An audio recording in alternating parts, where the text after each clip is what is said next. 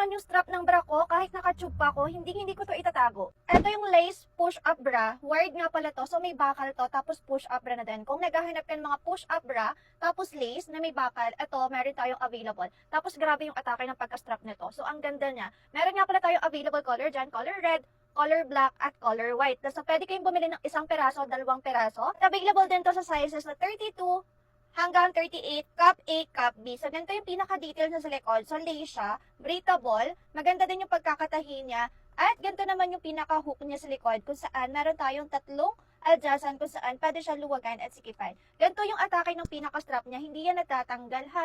At it's stretchable yan at adjustable. Kung may mga pinagpala kayong mga bugele or malapad yung likod nyo, adjust kayo yung sizing dyan since hindi masyadong stretchable yung pinaka-side nito.